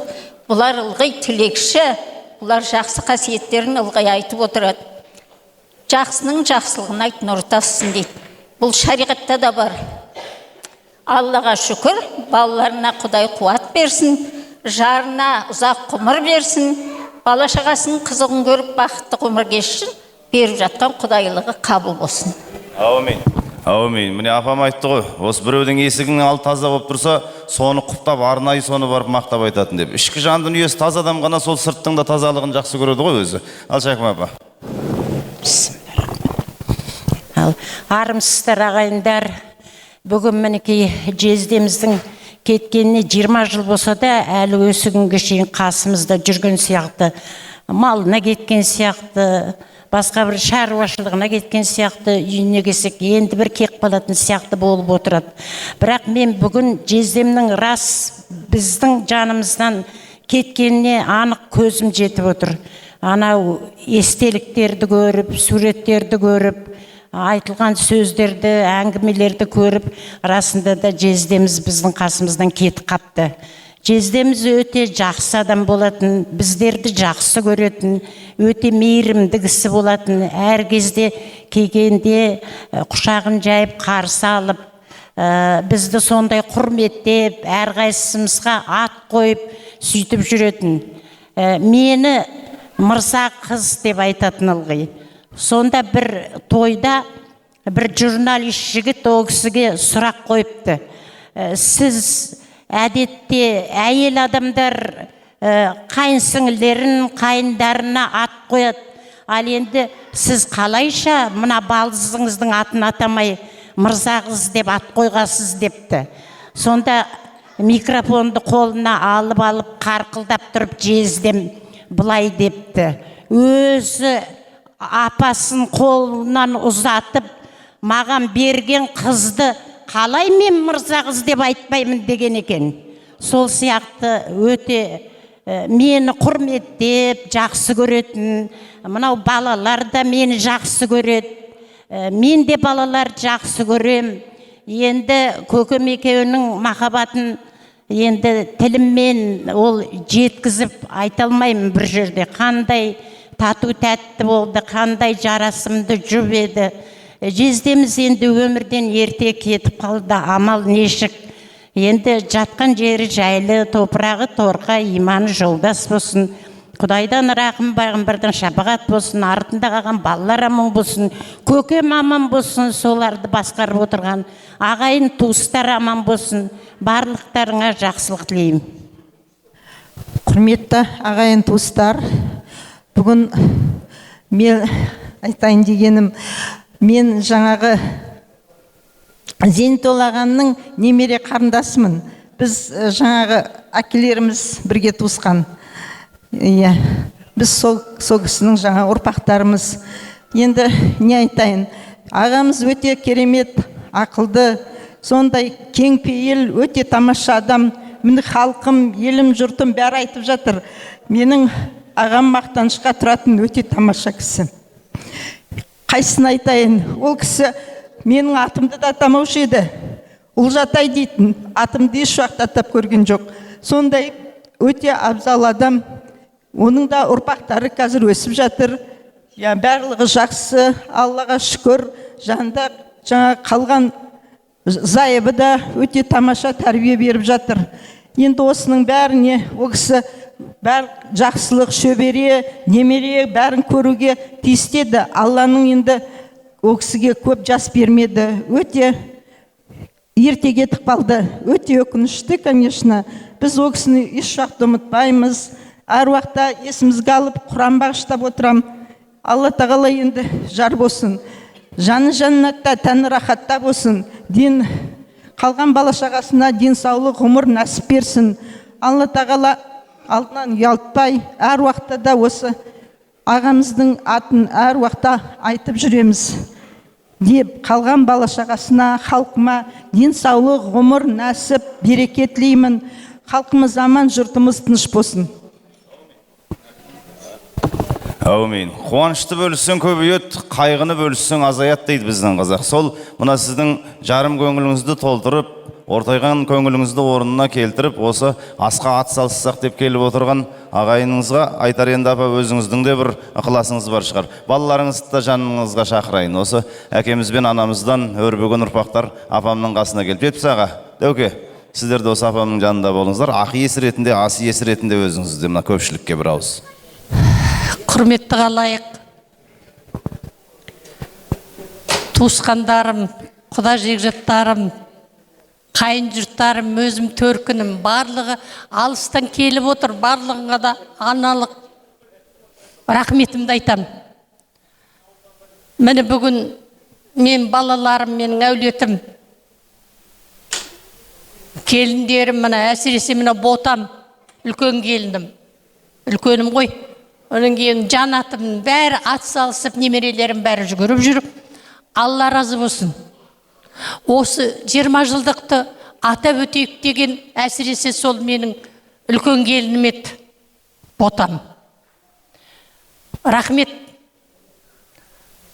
Енді алыстан келіп отқан мына Әміре бауырым, Нәке, мына Наурыз, осы жақтағы құда жиықтар, туыстар, мына курстастары, туыстарым, атай берсем, барлығыңызға да рахметімді айтамын. Жолдарыңыз ашық болып, аман есен келдіңіздер, енді аман есен отбасыларыңызға жетсеңдер екен.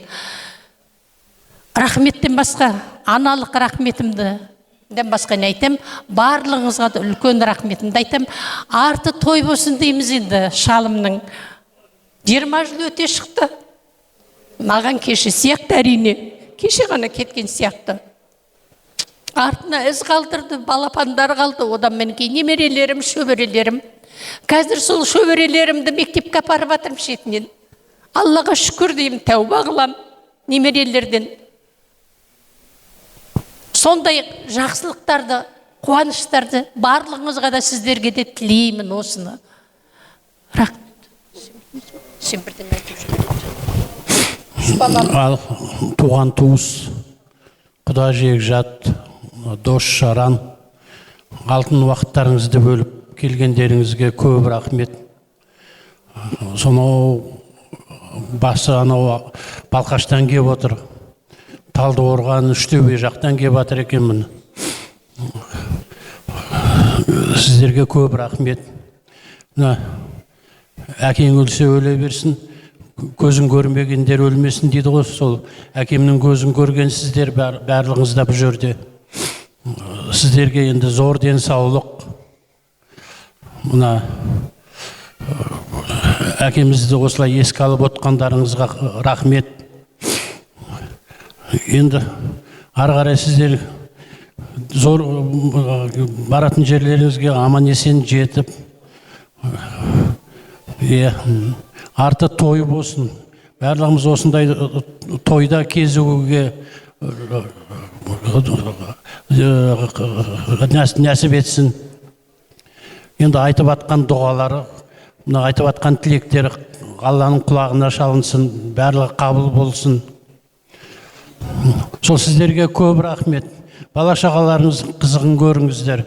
Мына үлкен әкемізбен бірге оққан, бірге құрдас болған кісілер, сіздердің жандарыңызда біз бала болып осылай жүре берейік. Өте қуаныштымын келгендеріңізге.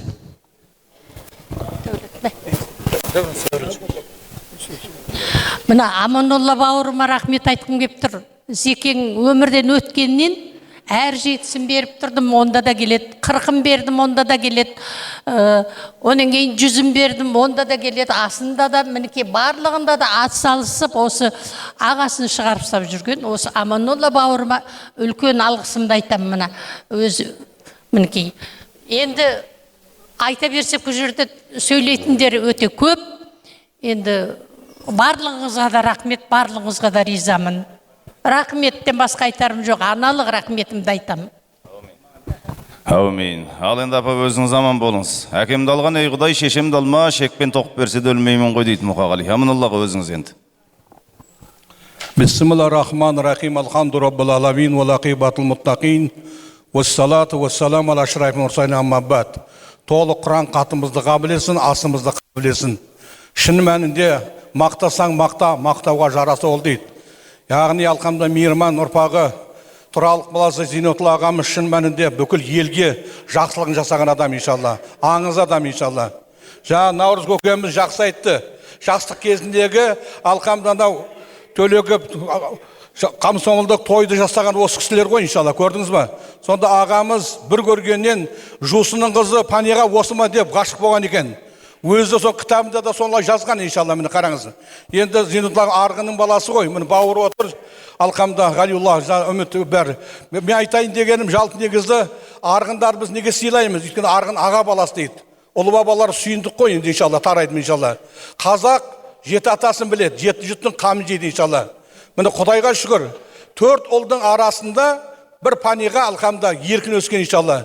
Шаму айтып жатыр, әкежан дейді. Бұл кісіні әкежан деп атын атамаған иншалла міне. Үлкен аға жағы Медет атам бар иншалла, Қанапи атам бар иншалла, Амантай атам бар иншалла, Сағын аталар, Саят бар иншалла міне. Бәрі бұл паниғаны өте қатты сыйлаған иншалла міне. Неге? Арада жалғыз қыз иншалла. Жус атамыздың өзі де бұны бөлектінаған. Анасы Мамай қызы Ұлтуар апам ше, мына Зейнетолланы өте жақсы көрген екен иншалла міне. Бұндай сирек ше жалпы негізі. Біз мысалы мына Әзілхан Нұршайықовтың Махаббат қызы мол жылдардан кітабын оқыдық қой. Сондағы махаббаттай махаббат болған иншалла міне. Үлгі махаббат иншалла. Бір кітап жазды артында. Онда да асығып жазған. Енді мен паниға айтып жатырмын. Сен асықпай жақсылап жазыңыз. Сонда қанша сөздердің бәрін келтірген иншалла міне. Мен айтайын деген құрметті мүслим жамағат. Кітап патшаның тағынан қымбат деген екен иншалла. Неге? Кітапта барлық баяндалады иншалла. Мен сол кітапты Жалшы өткен өмір ай деген кітапты оқып шықтым иншалла. Сондықтан мен біліп атқаным сол иншалла. Мен айтайын деген құрметті мүслим жамағат. Бүкіл әлемді сөзге байлап қойған. Ішіңдегі сөз шыққан кезде адам рахаттанады. Жүректен шыққан сөз жүректен барып жай табады дейді иншалла міне.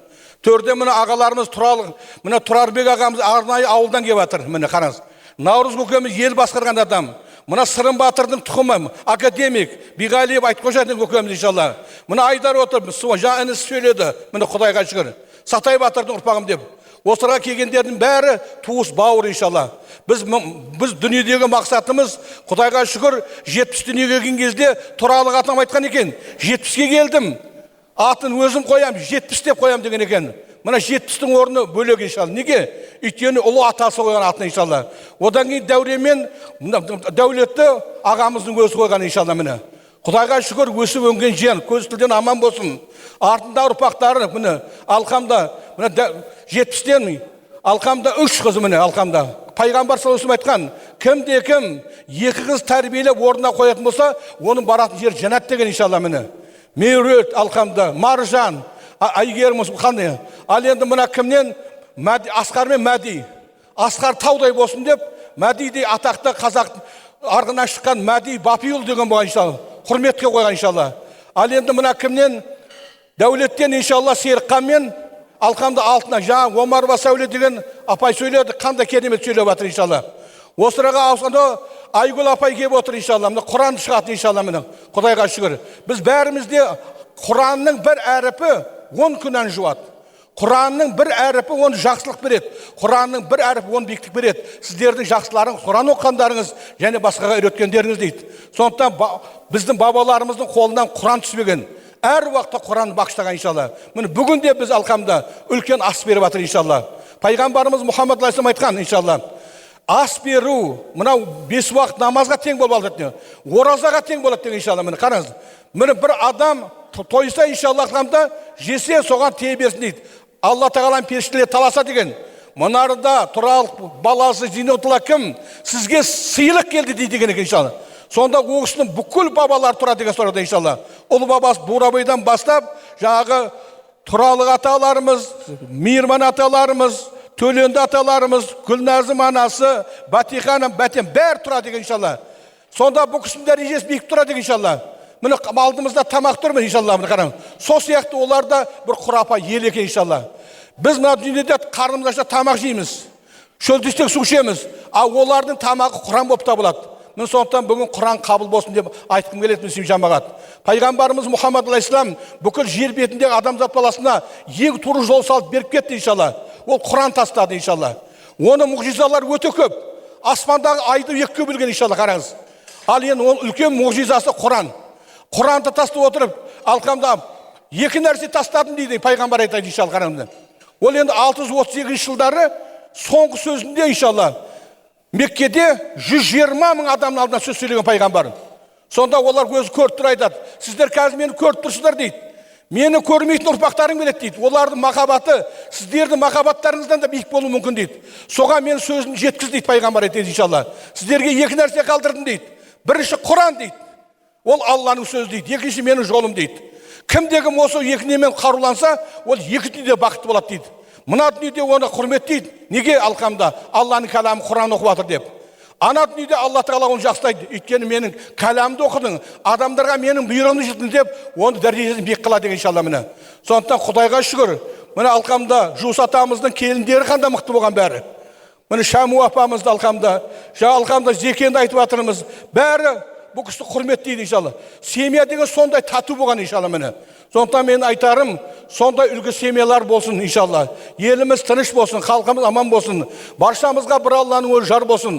Мұхаммед пайғамбар кезінде қанша қиналса да ол өзінің жолына таймаған. Тіпті Мұхаммед пайғамбарды да базарда бір көз көрмейтін адам Мұхаммед пайғамбарды жамандаған. Күніге жамандайды қараңыз. Сол пайғамбар соған барып өз қолымен тамақ берген. Ол Мұхаммед пайғамбар екенін білмеген ол кісі қараңыз. Сонда Мұхаммед пайғамбар қайтыс болғаннан кейін Айшаның әкесі Абу Бәкір келеді қызына. Ей қызым, Айша, Мұхаммед пайғамбар соңғы кезде не істеді деген кезде өне бой базарға барып бір көзі жоқ адамға тамақ беруші еді қолымен. Бірақ ол адам Мұхаммед пайғамбарды жамандаушы еді. Бүкіл базарға айқайлайтын еді. Мұхаммед пайғамбарынан ертемен бұл жадыгөй елді алдап жатыр деп. Сонда да ол өзінің мұбарақ қолымен тамақ беруші еді дейді. Сонда Абу Бәкір бірден соң базарға барып тамақ алып жаңа көз соқыр адамға апарады. Сол кезде көз соқыр адам айтады: маған бұрын беріп жүрген адам қайда деп сұрайды. Ой, менмін ғой, мен беріп жатырмын ғой дейді. Жоқ, сен ол емессің дейді. Ол келген кезде мына жерде бір жақсы жұпар иіс болатын еді дейді. Мына жерде аурасы бөлек болатын еді. Сен келдің де маған бере салдың. Ол өз қолымен аузыма тамақ салатын еді. Өйткені мен көзім көрмейді ғой дейді. Ол адам қайда деген кезде шын мәнінде Абу Бәкір айтты: иә, ол адам Мұхаммед пайғамбар еді. Ол дүниеден өтті, біз оны жерледік деген кезде не дейді деп ана кісі соншалықты қиналып, сол жерде кәлима айтып, бүкіл базарға айтады: мен осы уақытқа дейін Мұхаммед пайғамбарды жамандап келдім. Сөйтсем ол адамзаттың асылы екен ғой. Мен қалай біле алмай қалдым оны деп қатты өкінген екен. Сөйтіп ол исламға кірген екен жаңа кісінің иншалла. Бұдан айтарымыз не? Мұхаммед пайғамбар айтады: саған біреу жамандық қылды ма, оған жақсылық қыл дейді. Біреу саған жаман сөз сөйледі ма, оған сен жақсы сөз сөйле дейді. Өйткені Алла жақсы сөйлеген адамдарды өзін қарауына алады иншалла. Біз мына дүниедегі мақсатымыз біреуге жақсылық қыламыз да, содан аддаша күтеміз. Одан еш уақытта саған аддаша келмейді. Алла басқа жақтан береді саған иншалла міне. Сондықтан мына жолдан адаспау керек. Мына асымыздың қабыл болуын бір Алладан сұрайық жамағат. Сөзімнің соңында ғұламалардан қалған сөзімді аяқтағым келіп тұр. Алла біреу, ортақсыз, әлемде жоқ теңдесі. Мұхаммед қой ол шексіз, елшісі де пендесі. Ол Алланың сөзі анық, кітабымыз Құраншын, құбылам Кәбә өзі анық. Бетті солай бұратын, әл-мисақтан бері қарай, мұсылман бір шүкірлік, адамнан өрбіп біз тарап, келе жатыр бұл түрлік. Мұхаммедтің үмметіміз, дінім ислам қатесіз, нақ қанапи масқабым, имам мағзам жолбасшым, иманның әзмәнін білгенді Алла оңдасын. Тауда тозат жоғалады, көк теңізде су алады, тек пайғамбар жолы ғана мәңгі жазап тұрылады. Абай атамыз не айтты? Кеше бала ең, келдің ғой талай жасқа, көрші етті ғой бір қалыпта тұра алмасқа. Адамды сүй, Алланың қиқыметін сез, не қызық бар өмірде, онан басқа дейді. Сондықтан мына дүниеде құрметті мұсылман жамағат, Алланы сүйейік, пайғамбарды сүйейік, жақсы адамдар сүйейік. Сол жақсы адамдардың арасында біздің Зиннетулла ағамыз да тұр иншалла. Дастарханның батасы. Бисмиллахир-рахманир-рахим. Алхамду раббил аламин атамана ва сақана ва жағалнана минал муслимин. Жазакаллаху қайран касира. Бір Алланың ризалығын берген асымызды қабілеті көр. Ей Раббым, толық Құран хатымызды қабілеті көр. Субханаллаху бихамдихи, субханаллахил азим. Аузу биллахи самиғил алим минаш шайтанир ражим. Лақад джаакум расулум мин анфусикум азизун алейхи ма аниттум харисун алейкум бил муъминина рауфур рахим. Фа ин таваллау фақул хасбияллаху ла илаха иллаху ва алейхи таваккалту ва хуа раббул аршил азим. Алаштың азаматы, бәріміздің жақсы көретін, жақсылардың арасында болған алқамда ұлы атамыз Арғын Сүйінік атамыздың, Бурабай атамыздың, алқамда Мейірман атамыз ұрпақта болатын тұралық боласы Зиннетулланың Алла иманын саламат қылып, жаттан қыла көр. Ей Раббым, артында қалған мешітті, алқамда пайғамбар айтқан, кімдегі мешіт салатын болса, оған жәннаттан бір үй тұрғызылады. бұл үй кім деп сұраған кезде бұл Зинетулланың үйі деп айтады екен. Сондай мешітті жасай берсін, Алла баршамызға өз жар болсын. Аллаху акбар. أعوذ بالله من الشيطان الرجيم بسم الله الرحمن الرحيم أما يتساءلون عن النبأ العظيم الذي هم فيه مختلفون كلا سيعلمون ثم كلا سيعلمون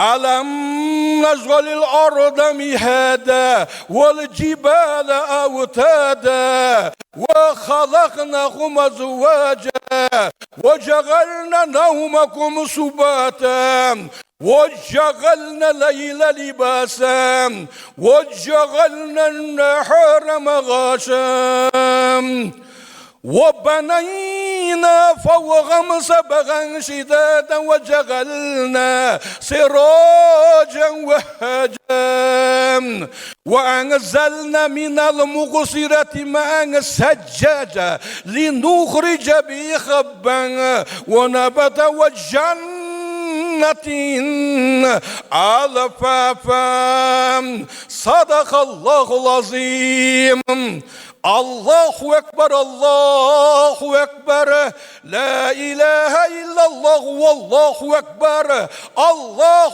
ولله الحمد سبحان ربك رب العزة عما يصفون وسلام على المرسلين والحمد لله رب العالمين بسم الله الرحمن الرحيم اللهم اغفر لي ولوالدي ولأستاذي ولجميع المؤمنين والمؤمنات والمسلمين والمسلمات ғаламның рахманы рысиев пайғамбарымыз Мұхаммад Мұстафа саллаллаху алейхи уассаламның мұбаракуна пайғамбар отбасы, пайғамбар шәдерлары, пайғамбар сахабалары, пайғамбар үмметтері, сол үмметтердің бірі алаш азаматы, алқамда мейірман немересі алқамда Зинетулланың ұрқына осы қасиетті Құранымызды бағыштай отырып, алқамда әкесі Тұралық нұрттарына, Гүлназым анам нұрттарына, Батан нұрттарына, Батихан нұрттарына, Төленді ата нұрттарына, бұл арғынның ол аталары қуандық, сүйіндік, бегендік, шегендік, бес мейрам сопа,